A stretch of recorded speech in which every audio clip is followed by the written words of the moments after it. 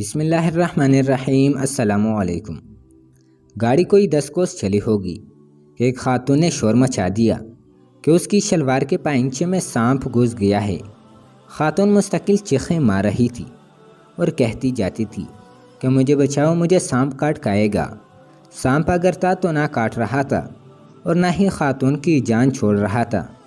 عورت ذاتی مردوں کا اس کے جسم کو ہاتھ لگانا مناسب نہ تھا۔ آخرکار بس روکی گئی اور خواتین کے حوصلے اور ہمت سے سانپ والی خاتون کو سڑک پر اتارا گیا۔ وہ بدستور چیخ رہی تھی۔ سڑک کے کنارے دیہاتی لباس میں ایک جوان آدمی کھڑا ہوا تھا۔ ہاتھ میں ایک درمیانے سائز کا بکس تھا۔ وہ بھی اس تماشے کو دیکھنے والوں میں شریک ہو گیا۔ سانپ والی خاتون کو خواتین نے نیچے لٹا دیا اور ایک چڑی سے شلوار کے اوپر وار شروع کر دیے۔ سانپ نے اندازہ کر لیا ہوگا کہ باہر اس کے دشمن کھڑے ہیں، اس لیے وہ باہر آنے پر تیار نہ تھا۔ بہرحال جب وار شدت اختیار کر گئے تو سانپ نے شلوار کے پائنچے سے سر نکالا اور آہستہ سے باہر آ گیا۔ یہ ایک سیاہ رنگ کا کوبرا سانپ تھا جس کا ڈسا ہوا پانی نہیں مانگتا۔ اس طرح کا سانپ اگر ہاتھی کو کاٹ لے تو وہ چند منٹ میں ہلاک ہو جاتا ہے۔ سانپ کی ہیبت سے سب لوگ دہشت زدہ ہو گئے۔ کسی کی ہمت نہ پڑی کہ اس کے نزدیک جائے۔ سب کی قوت فیصلہ جواب دے چکی تھی۔ سانپ کو کیسے مارا جائے، اس کے اوپر سے بس گزاری جائے یا انتظار کیا جائے کہ وہ کدھر کا رخ کرتا ہے۔ خوفناک آنکھوں والے سانپ نے پن اٹھا رکھا تھا اور چاروں طرف دیکھ رہا تھا جیسے کسی کو تلاش کر رہا ہو۔ دیہاتی جوان جس نے بکسا پکڑا ہوا تھا سانپ سے کافی دور تھا اور بظاہر اس صورتحال سے محفوظ ہو رہا تھا۔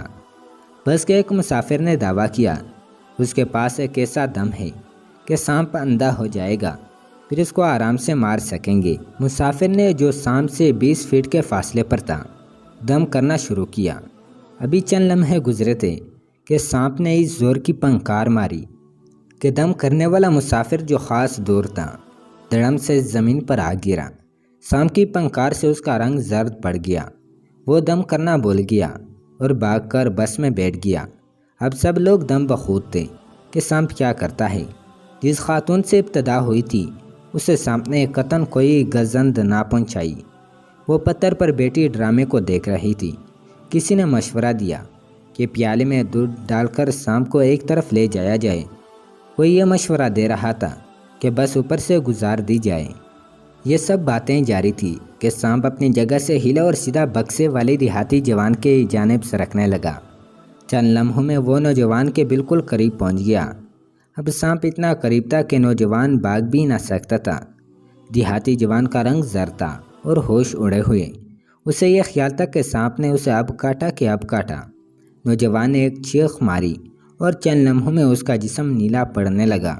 اس تڑپتے ہوئے شکار کو چھوڑ کر سانپ ایک طرف کو چل نکلا اور ایسا غائب ہوا جیسے کبھی وہاں تھا ہی نہیں۔ آن کی آن میں نوجوان کے منہ سے جاگ نکلنے لگی اور دیکھتے ہی دیکھتے اس نے دم توڑ دیا۔ وہ کون تھا اور اس کی نعش کو کہاں پہنچایا جائے، اس کے لیے تھوڑی سی جانکاری ضروری تھی۔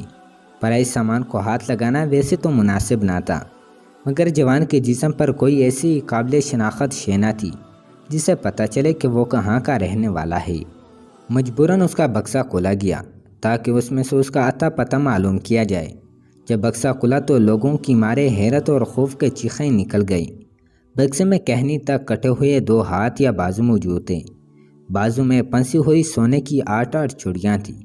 اس سے دکھائی پڑتا تھا کہ نوجوان نے کہیں ڈاکہ مارا یا واردات کی، مگر بازو میں سے چوڑیاں اتر نہ سکی۔ مجبوراً کہنی تک بازو کاٹ کر بکسے میں رکھ لیے کہ اب آرام سے چوڑیاں اتاروں گا اور بازو کو کسی مناسب جگہ پر پھینک دوں گا۔ نزدیکی تانے کو اطلاع دی گئی۔ پتہ چلا کہ ابھی واردات ہوئی ہے اور کسی نے سونے اور دیگر اشیاء کو لوٹتے ہوئے ایک عورت کے بازو کاٹ لیے۔ وہاں موجود مسافر اللہ اکبر پکارنے لگے اور کہنے لگے، اے اللہ، تو نے کس طرح ظلم کا بدلہ لے لیا اور ظالم کو عبرت کا نشانہ بنا دیا۔